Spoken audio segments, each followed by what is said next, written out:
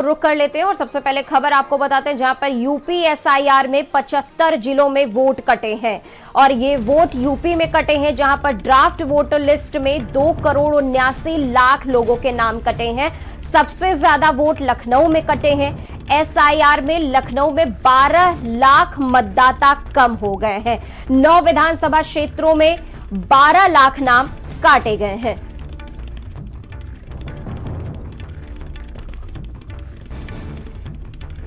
खबर आपको लखनऊ से बता रहे हैं, जहां पर यूपी एसआईआर में सबसे ज्यादा वोट कटे हैं। एसआईआर में लखनऊ में 12 लाख मतदाता कम हो चुके हैं। 9 विधानसभा क्षेत्रों में 12 लाख नाम कटे हैं। संदीप ज्यादा जानकारी के साथ जुड़ चुके हैं हमारे साथ। संदीप,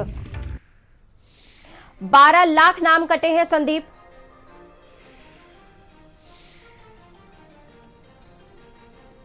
आपको खबर लखनऊ से जो ड्राफ्ट लिस्ट देखिए सामने निकल कर आई, इसमें जी संदीप बोले आप। इसमें ये देखा गया है कि लगभग 2,89,00,000 देखिए वो नाम ऐसे कटे हैं जो मतलब वोट देते नहीं थे, या फिर वो यहाँ से कहीं बाहर चले गए थे, या उसमें कई लोग देखिए ऐसे थे जो मृत हो चुके थे। लेकिन हाँ, 1,03,00,000 ऐसे भी हैं जिनका जो नाम है वो अभी किसी न किसी कारणों की वजह से मतलब रुका हुआ है। ये कहा जा सकता है कि उस पर तलवार लटक रही है कि वो नाम कट सकते हैं। स्वाभाविक सी बात है कि देखिए इसमें लखनऊ है सबसे ज्यादा, 30% से ज्यादा जो नाम है वो लखनऊ में काटे गए हैं, जिनकी लगभग संख्या देखिए आपने भी अभी बताई है कि 12 लाख से ज्यादा वोटर हैं। अब देखिए 12 लाख से ज्यादा वोटर हैं, ये किसके वोटर हैं? आपने देखा कि कल मुख्यमंत्री योगी आदित्यनाथ ने एक बैठक में सभी मंत्रियों को निर्देशित भी यही किया है कि आप लोगों को अब सड़क पर उतरना है, ग्राउंड लेवल पर उतरना है और अपने विधानसभा में पहुंचना है। जहां पर भी जो भी कमी रही है उसके नाम को जुड़वाया जाए, क्योंकि देखिए ये वोटर किसी का भी हो सकता है, सपा का भी हो सकता है, भाजपा का भी हो सकता है, लेकिन नुकसान तो देखिए राजनीतिक पार्टियों का होगा। तो लखनऊ में आखिर सबसे ज्यादा जो वोट कटने का देखिए कारण है वो क्या है? लखनऊ के बाद गाजियाबाद आता है, गाजियाबाद के बाद फिर प्रयागराज आता है।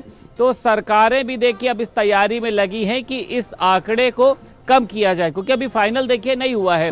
6 मार्च को एक आखिरी जो सूची है वो आनी है, अभी मौका दे रहा है। अभी निर्वाचन आयोग ने तमाम तरीके के उसमें ऐसे लिंक दिए हैं जहां पर आप जा सकते हैं, अपने नाम को जोड़ सकते हैं। लेकिन ये जो वोट देखिए जो 2,89,00,000 जो हटे हैं, उसका मुझे लगता नहीं है कि किसी भी राजनीतिक पार्टियों पर असर पड़ना है। हालांकि कई लोग ये भी कह रहे हैं कि हमारे परिवार से 1-2 वोट जो हैं वो कट चुके हैं, कईयों के नाम कट चुके हैं। कुछ इसमें देखिए स्वाभाविक सी बात है कि कमियां भी रही हैं। कई फॉर्म ऐसे जमा हो गए जिस पर किसी भी तरीके की फोटो नहीं लगी है। तो जब आगे चल के उनका मिलान किया जाएगा तो ये कैसे मिलान करेंगे कि जो फॉर्म जमा हुआ है वो वाकई में उस व्यक्ति का है कि नहीं है? तो अब इसमें राजनीतिक पार्टियां देखिए लग गई हैं। मुख्यमंत्री योगी आदित्यनाथ ने सभी मंत्रियों को निर्देश दिए हैं कि आप लोग अपने विधानसभा में पहुंचिए, वहां पर प्रेस कॉन्फ्रेंस भी करिए और वहां पर मुस्तैद रहिए। लोगों को पता करिए कि कहां पर किसका नाम कटा है। यानी राजनीतिक पार्टियां देखिए सभी के नाम जुड़वाने का प्रयास करेगी। इसमें इनको नहीं पता होगा कि कौन भाजपा का वोटर है, कौन सपा का है, कौन कांग्रेस का है। लेकिन हाँ, ये मुझे ऐसा लगता है कि देखिए ये किसी भी राजनीतिक पार्टी के लिए एक फास्ट बन गया है, क्योंकि कई नाम ऐसे कट चुके हैं जो नाम ये देखा गया था कि वोट भी देते थे। अगर ये देखा जाए कि बीएलओ ने अपना काम जरूर किया है, लेकिन हर एक ये देखा गया कि बहुत अंदर तक, मतलब ग्रामीण इलाकों की बात कर लें या कुछ ऐसी जगहें रही हैं जहां पे वो पहुंच नहीं पाए, वहां पे महज एक औपचारिकता रही कि वो फॉर्म देकर चले आए। अब उनके किसी के बुजुर्ग घर में थे, उनके बच्चे बाहर रहते हैं, तो वो देखिए वो इस बार मुझे लगता है कि वोट नहीं दे पाएंगे। तो नुकसान भी है राजनीतिक पार्टियों का, लेकिन देखिए शुद्धिकरण भी जरूरी था।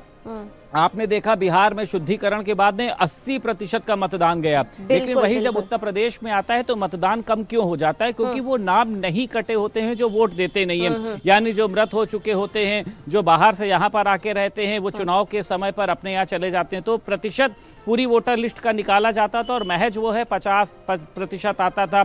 तो ये लगता था कि वोटर जागरूक नहीं है, लेकिन असल में होता क्या था कि ये वो वोटर होते थे जो कभी वोट ही नहीं देते हैं, जिनकी मृत्यु हो चुकी है, जो अनुपस्थित हैं या जो 1-2 जगह देते हैं। तो इस बार का चुनाव ये है कि कोई भी पार्टी ये नहीं कह पाएगी कि फर्जी वोटर ने किसी तरीके से वोट डाल दिया है, क्योंकि निर्वाचन आयोग ने शुद्धिकरण करने का काम किया है। तो इस बार आर पार की लड़ाई होगी, चाहे समाजवादी पार्टी हो चाहे भारतीय जनता पार्टी हो। वो ये नहीं कह सकती है कि ये फर्जी वोटर थे, ये बांग्लादेशी थे, ये रोहिंग्या थे। कई बार ये कहा जाता है, आपने देखा है कि इन लोगों ने फर्जी वोटरों के सहारे जो है वो सरकार बना ली या किसी भी तरीके की सीट को जीत गए हैं। अब चाहे भाजपा हो, चाहे समाजवादी पार्टी हो, चाहे कांग्रेस हो, समाजवादी पार्टी पीडीए प्रहरी से लेकर देखिए इसको आगे चल रही है। भारतीय जनता पार्टी, कल सीएम योगी ने सभी मंत्रियों को निर्देश दे दिए हैं, यानी पूरी कैबिनेट को ये निर्देश दिए गए हैं कि आप लोग अपने अपने प्रभारी जिलों में जाएं और वहां पर सभी लोगों से मिलकर, यानी ग्राउंड लेवल पर जाकर ये पता करें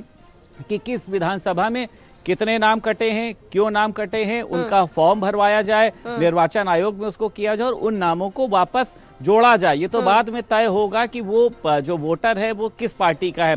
तो मुझे लगता है कि अब जो भी दिन देखिए लगभग रहने वाले हैं, आपने देखा है मार्च तक की जो है वो इसकी तिथि है, तो ये सभी राजनीतिक पार्टियों के लिए महत्वपूर्ण होंगे कि ये जो 1 करोड़ 3 लाख वोटर हैं, इनको किस तरीके से दोबारा वोटर लिस्ट में जुड़वाया जा सके।